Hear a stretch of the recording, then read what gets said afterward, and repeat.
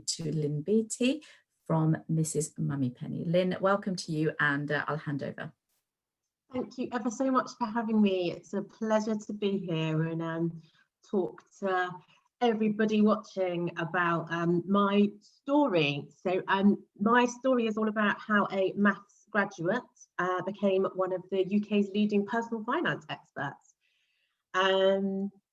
Yeah, it's been an interesting journey of life, and what I thought would be really great for the school children to listen to is how a quite standard education with maths as my background has got me to this really different business that I run all by myself, where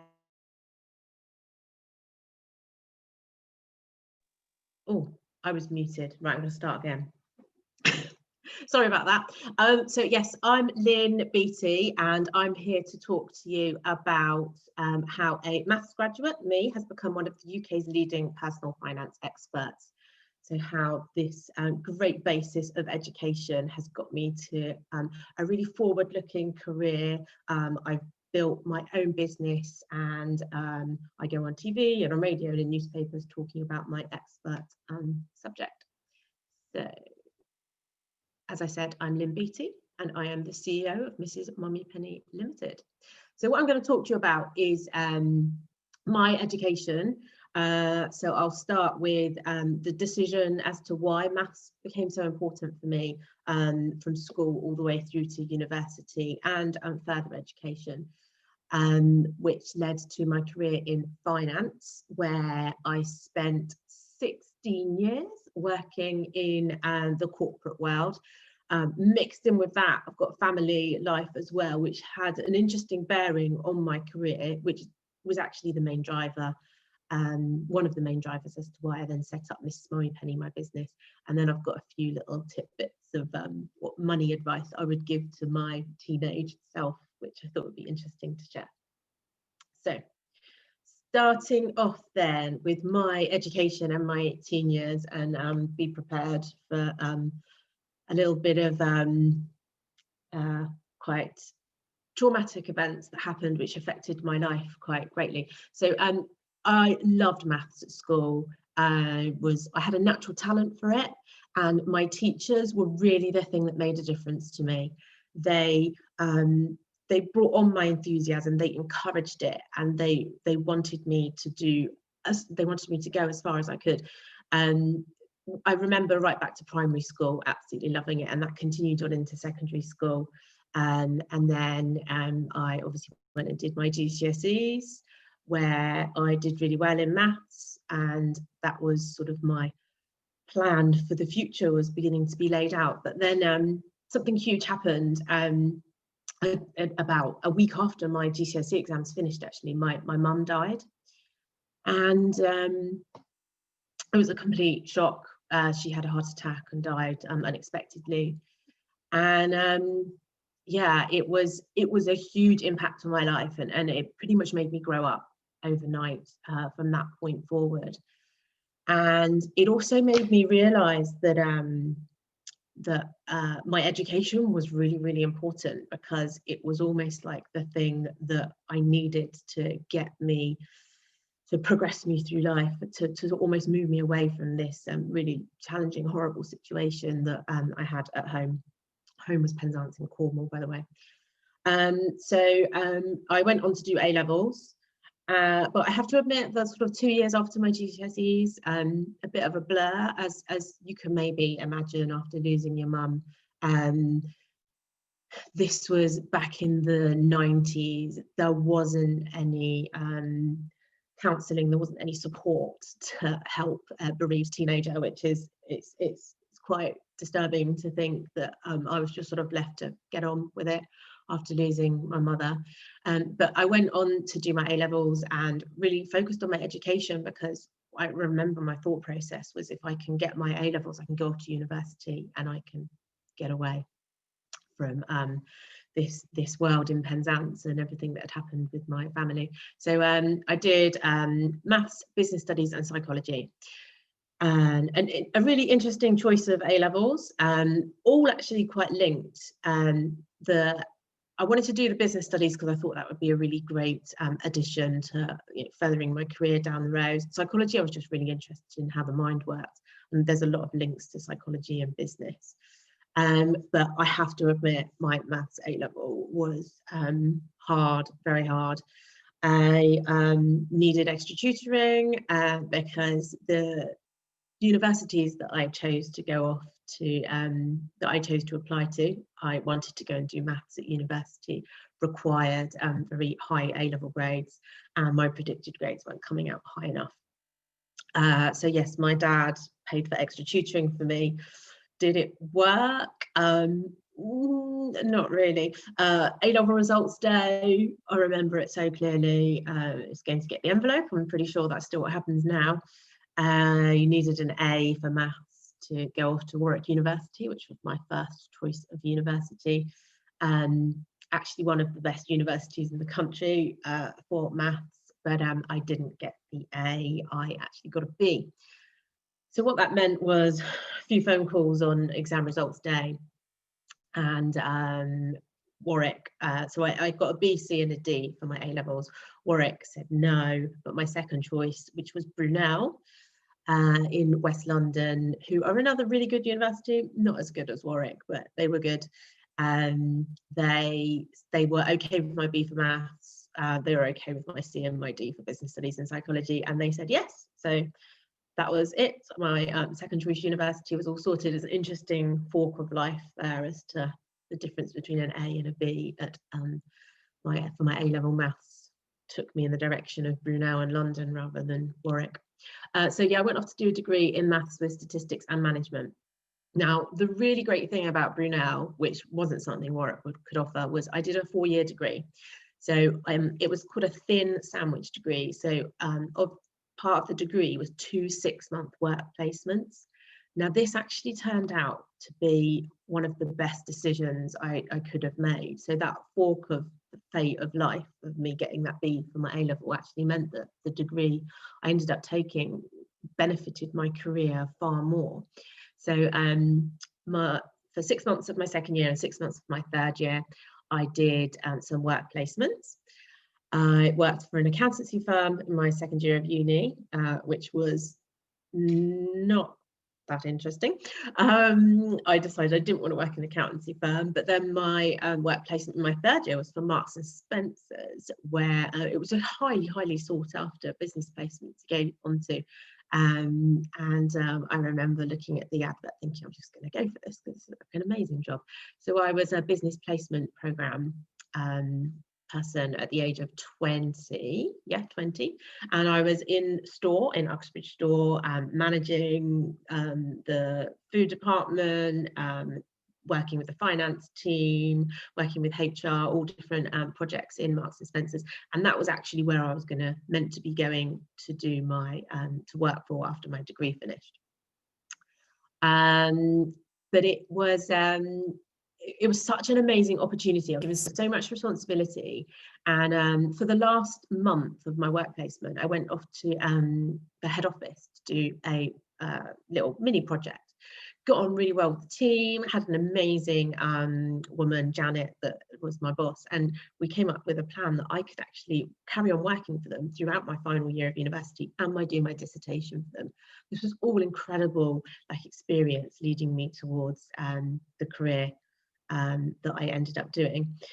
So yes, did that all through my final year, wrote a great dissertation for Marks and Spencer's on year 2000, multi-million pound initiative they were implementing, I was on the team for, and all was sort of going to plan that I would work for Marks and Spencer's when I graduated. So I graduated with a 2-1 in maths with statistics and management.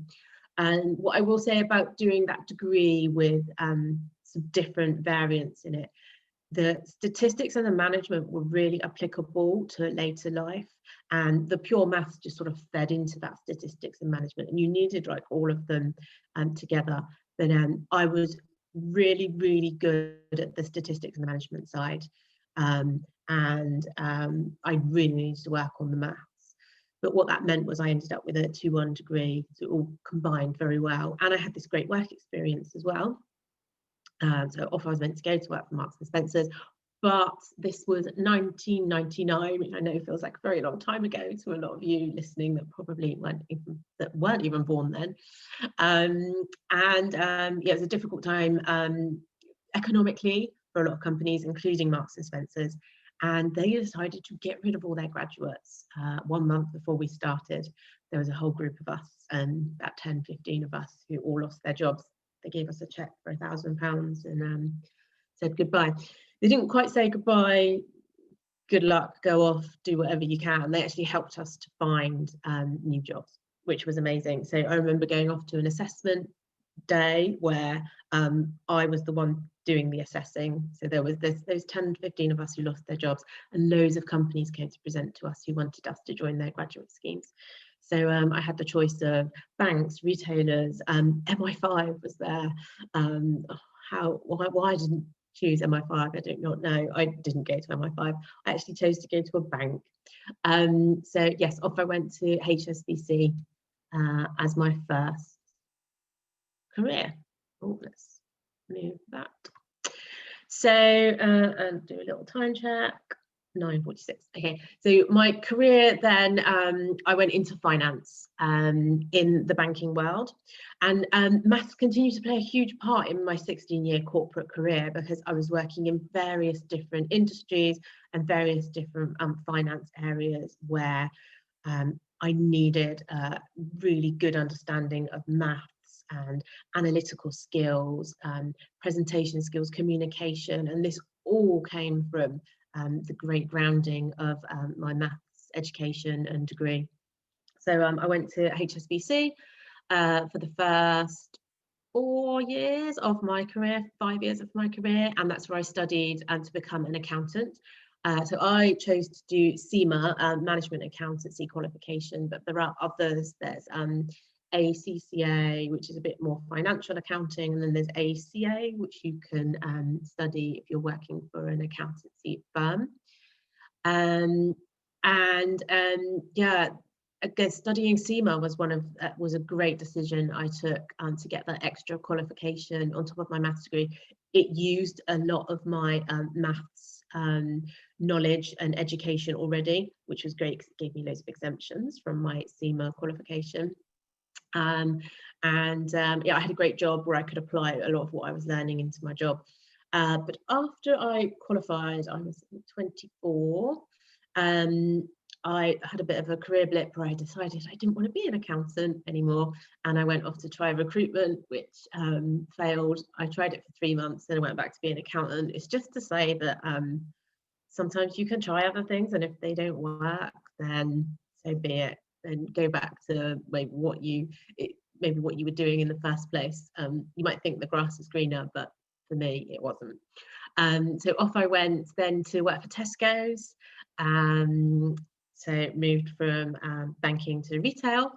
Retail is something I've always been really interested in. So yeah, I wanted to go work for the biggest retailer in the country. Tesco's was then at the time. Worked for them for 5 years. It was hard, really hard, but did 3 different jobs with Tesco's. Looked after their head office finance, a big restructure. I looked after the small express stores and the accelerated growth of that program, and then I looked after petrol and tobacco, the commercial finance side of those massive areas for Tesco's. And then I worked for Threshers, who were a retailer. You probably don't remember them. They went bust. They sold alcohol. Really interesting to work for a company going under, because we did a lot in finance to try and come up with ideas to spend money, to make more money, because cash, it was so important to be in cash for a company that was going under. But they did eventually go into administration, and then I ended up working for EE, telecommunications mobile phone company, and I worked for them for 5 years, and that was actually the last job I did in the corporate world. Moving on, because at the same time as my corporate life in my 30s, I had a family. And so I've got 3 boys. I know there's some people watching who know my children. I had them when I was 30, 32 and 35. So yeah, a lot of my 30s were spent trying to hold down family life and corporate life as well. I tried so many different ways of working, working 4 days a week, working 3 days a week, working full time, flexibly working. But it was really difficult. I was very conflicted because I never felt like I was giving my all to either the corporate world or my family. And this was ultimately what sort of led me to setting up my side hustle, which I set up in 2013, so 8 years ago is when I set up Mrs Mummypenny. I set it up because I wanted something different to do eventually that was all about my core values as a person. I always wanted to help people. I always wanted to make a difference, and I never felt like I was doing that in the corporate world. Add to that, I wasn't really seeing my children. I was in the corporate world and earning a decent amount of money, but in the rat race of constantly having to earn that money to provide for the life that I had at home. Yeah, set up this side hustle and built it up very slowly alongside doing my full-time job. But then I had the opportunity to take redundancy in 2015. So that was my absolute gift of some money, which would pay for the bills for the sort of short term of the business for 18 months, 2 years, until I get to a point of it earning some decent money. So Mrs Mummypenny, what I think a lot of you will be interested to know about the business is what it is and why I do it, and so a lot of the social media sides and the YouTube side and the website side of it, which I know a lot of you will be like, how can this person make money out of a business like this? But yeah, so why did I set it up? I wanted to, I've always been the go-to person for my friends for personal finance information, for the best savings accounts, the best way to save money on bills. So I just had a bit of a lightning bulb moment in my last maternity leave of I could actually share this information with the world via my own website and via social media. So why don't I just go for it? So I did. And I knew that one day it would provide an income stream. I didn't necessarily know at the time what that income stream would be, but I just went for it. I set it up because, like, if you've got a great idea and you know that you're unique in what you're doing, I was unique at the time. There was nobody else at the time, a mum of children writing about these kind of honest money issues. So yeah, I went for it, and my sort of USP, it really is my honesty and my storytelling, because I suppose fundamentally I want people to realize that personal finance is actually quite simple, and there's some core understandings to it that that you just need to sort of get a grasp of and not be scared of it. And I have made lots of good decisions about finance, but I've also made some really bad decisions about finance. So I think where my real sort of uniqueness shines through is I'm just very honest, and I tell a lot of stories about some of the decisions I've made that have led to not great things happening with money. So I talk about some quite taboo subjects like debt and family finances, and I talk about my parents dying. I shared before that my mum died, my dad also died as well. I just think it's really important to talk about money in an open and an honest way, and that's what I set up my business to do.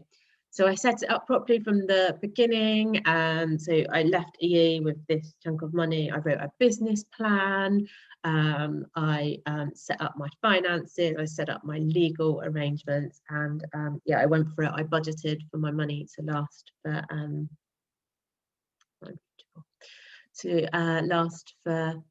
18 months until I could get to the point where I was earning money to be able to pay the mortgage.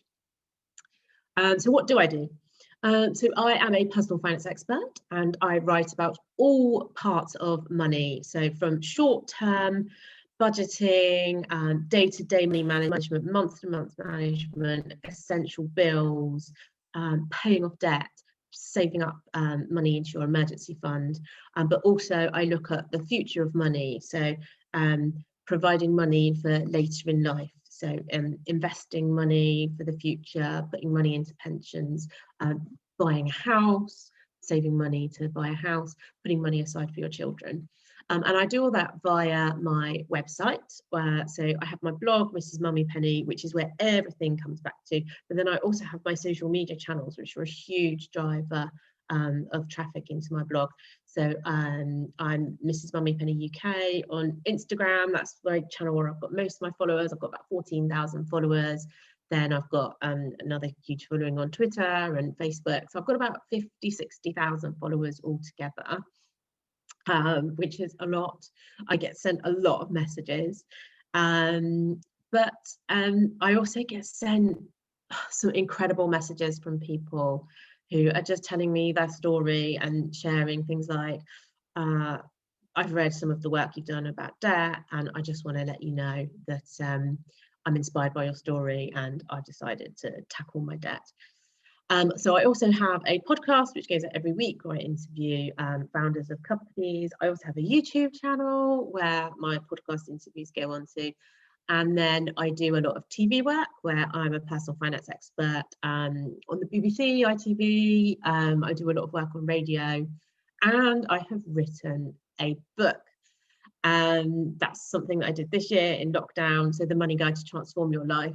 It was about time I'd written a book after 8 years of writing about all this stuff on my website. So yeah, I was really excited to write that and release that this year. And then to end with, because I'm nearly out of time, so I want to give you some time for some questions. What money advice would I give to my teenage self? So when I was a teenager, my parents didn't talk to me about money. I didn't know anything about money. I was very self-taught. So I just really encourage you to talk to your family about money. Talk to them about what the bills cost, what bills they have to pay, and how they feel about money. Because I think it's money, your education comes from your family as well as your environment surrounding you.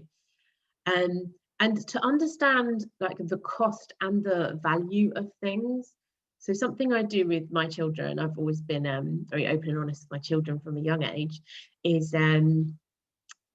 to, if so they want something that costs say £300, just for them to understand what £300 actually means, how long it might take for me to earn how long it would take me to earn money to pay something that is £300, and to understand if something is good value and will last a long time. I think that's something to get a handle on when you're younger. And the really, really important thing to later in life, debt can become an issue. But if you get used to saving money first when you're young and paying your future self, then it's going to be less likely that you're going to need to rely on debt and credit cards and loans and things like that. I'm sure they're words you're familiar with, because you've got some savings put aside. So whenever you get some money for, maybe you have a job or pocket money, or you get money for Christmas or your birthday, put a little bit of that to the side into a savings account and pay your future self, because your future self will thank you for it. So yes, that is me, how maths got me to be a leading personal finance expert. So I'll go over to questions. Thank you so much, Lynn. That was a really interesting talk, just to hear about your journey, really, and how you know, you've had sort of adversity and you've been resilient and you've come through that, and you know, had this wonderful idea to set up something to help others. So it's really inspiring to hear. So thank you for that. We do have one question in the chat. It's from Chiltern Academy, and they say, "What age were you when you had your future plan?" What age was I when I had my future plan? What does that mean? Like when You I want to explain a little bit more? Hopefully Shanila might be able to put something in the chat, but until she does, about, you know, did your business help, I guess, help others during COVID, and how did you? Yeah, so my business is it's gone boom during COVID, because a lot of how I generate a lot of my income is I work with brands, and I sort of talk on behalf of them to the general public. And what a lot of brands sort of felt in COVID times was that they weren't able to talk to their public because they didn't have the medium, and they almost didn't have the authenticity and the real life to be able to talk to customers about real life financial issues. So I was brought in just to talk about things from a real point of view, because but basic questions like how do you strip money out of your month-to-month budget, how do you make extra money, just to sort of cover over those difficult times in COVID. And I'm being asked more and more as time progresses, you know, where we see COVID carrying on being difficult, to offer my expert view, just to try and help people get out of the difficult situation they're in. Yeah, and you know, obviously COVID's changed so many things, hasn't it? So it's great to hear that you're helping so many. We have had a clarification of the question, and I think it means, how old were you when you knew what you wanted to do with your life? Wow. Okay. So funny enough, when I was a little girl, like primary school, I did want to work for a bank. And then I ended up working for a bank after university. But I think I always wanted to do something with numbers and with finance. So it was almost a natural step to go to be an accountant after university. So that was certainly something that became clear when I was doing my A levels, when it became quite clear that maths would be the natural next step for doing my degree. But the Mrs Mummypenny stuff, who would have known when I was like a teenager in my 20s that this would even be a job? Like I built my own website, I have social media, and I work with brands, and that's how I like generate my income. I just, how does Mrs Mummypenny generate revenue? I've just seen that question come up. Yeah, it's so I can be described in lots of different ways. I'm a blogger, I'm a finance expert, I'm an author, I'm an influencer. But where I make most of my money is from working with clients like Aldi, that you all recognise, Santander, Bank, Octopus Energy, Pension Bee. I work with these big companies, and I write content for them on personal finance. And because I've got such a huge audience of 50,000-60,000 people that I can reach, they pay for me to write for them. And I also talk to their audience, and I do video work. So yeah, that's the majority of how I earn my money. And then I have this other thing where people will sign up to services because I rate them and recommend them. So Octopus Energy is an example where I use them as a person myself. I think they're a really great company. They do renewable energy, which is very important because there's a big green side to my business. And yeah, when people sign up, they get some money, I get some money. So I always make sure that if I'm recommending a service, the person signing up gets a little bonus as well as me.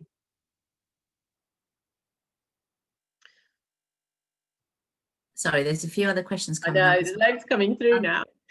Yeah, so what was the most important math skill that you learnt at school?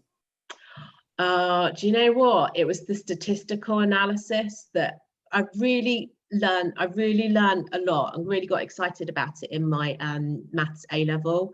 I just loved the fact that you could tell, incredible stories from statistical analysis and from graphs and pie charts, and it was almost like the most logical way of explaining any kind of analytical stuff or decision making could be put into a pictorial format with a graph, and it just makes it so much clearer than words. That's where it all sort of lit up, and I was like, oh, this is where I have to go. And I still do it on a even on a daily basis now.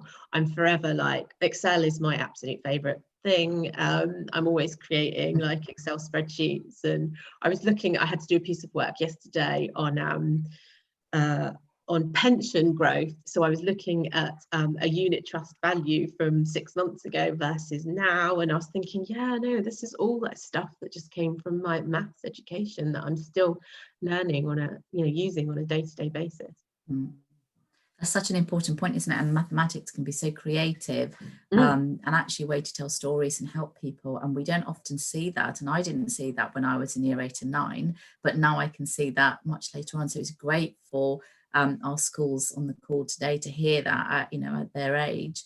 And actually, it can, all the sort of maths lessons you sit through and going, oh, how is this going to help me in the future? Actually, we're hearing from you that it absolutely does. Not everything perhaps, and depending on what you go into, but actually can be a really creative and rewarding way to be part of it, to be a great citizen. So thank you for that. There's a few others as well, Lynn. I'm just going to pick out one or two. What was the drive behind selecting the name? And the other question goes alongside. It's like, how did you build your brand? How did you build your business? So I got together with a fellow incredible marketing mastermind, and we threw loads and loads of names out into the ether, and we struck upon that name. So I am a mum for the mummy, and it's just a really clever play on words. And I've had so much feedback from it's a really memorable name, and I think that's half the battle with when you set up a business name, that you need something that's clever and that's memorable.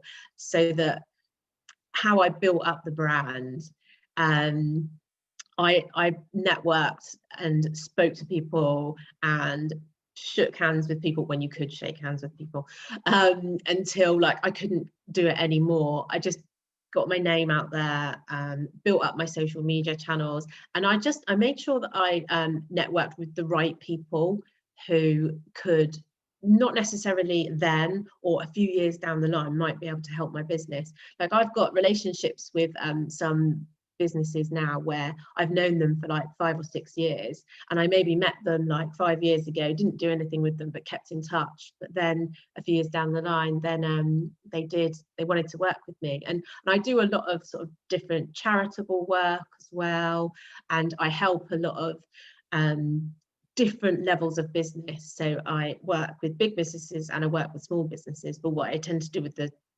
small businesses is I don't charge them, and I do charge the bigger businesses to sort of balance out the economics of it all. Oh, you're on mute now. I am on mute. That's our favourite phrase on Zoom, isn't it? Yeah. So I'm asking really about how you built the confidence to keep money under control, and what was your role in a bank? So this is interesting. So money for me has always been a huge challenge, and I don't think I have had my money under control for most of my life, because I think the big life event that happened to me as a teenager, it made me want to live life for the moment through my 20s. So I had really great jobs, but I spent a lot of the money because I was just so transfixed on living my life for the moment in my 20s that I didn't think about the future. And I can only sort of look back on that now as an older person to wish that I'd not been so frivolous with my money. But what actually helped me to get it all under control was my job as a personal finance expert. So I know how to save money, I know how to prepare for the future, but what I wasn't able to do was control it for myself. So I did a lot of money mindset work where I really worked out why I behave the way I do about money. And ultimately it comes back to what you learn as a teenager and as a young child, that if you're able to talk openly to your parents about money, if you're not worried about money, you understand where money comes from and what things cost, then it prepares you for later life. But what I uncovered was that control and security were very important for me about money, because of losing my parents when I was younger. So once I'd actually uncovered all of that, which I only did sort of later in life, and I really wish that I'd done some work on that earlier in life, it just enables you to get to the point of, no, I'm going to stop borrowing from my future self, which debt is money that you're going to have to pay back, but in the future, and get to a point where I need savings rather than debt. But it's just it's taken me so many years to reverse myself out of it. And I wish I never got a credit card at the age of 18, because I just became reliant on it. And that's my biggest thing. Don't get a credit card. Would you ever consider going back to any of your old jobs? Or there's another question asking, would you ever consider teaching mathematics? I'm assuming in a school. Would I ever go back to any of my old jobs?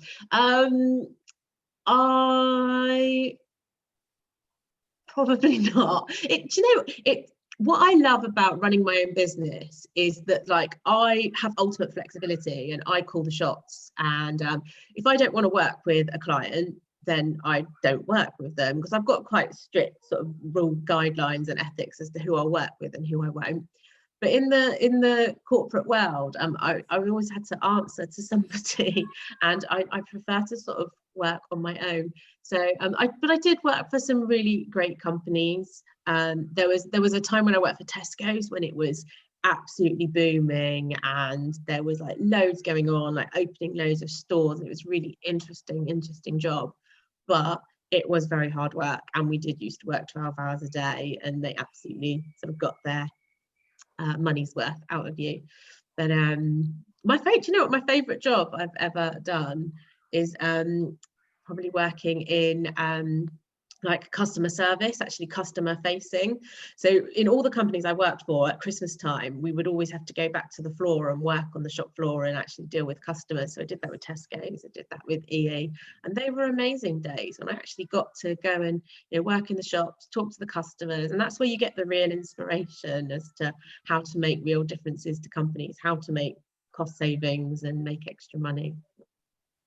It's different, isn't it, what you're doing? And it's probably not comparable, actually, because different lifestyles and different time in your life and different motivations as well.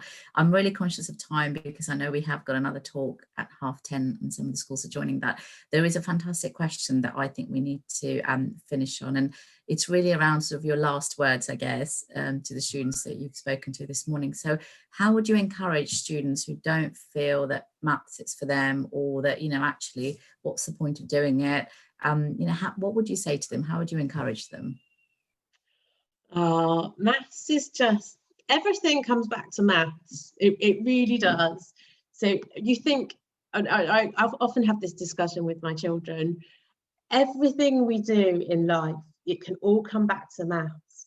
And it's just it's a logical way of understanding things. There's a right and a wrong answer with maths, which is not necessarily the case with certainly when I was doing like psychology or English, any of those kind of subjects.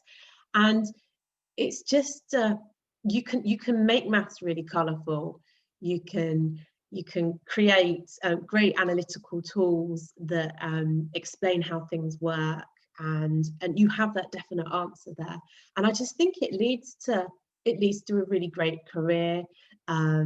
It led to leading business and setting up my own business. I just think it's the great tool. Like, if you have that basic understanding and further understanding of those financial areas, then yeah, you've got a great basis for future life.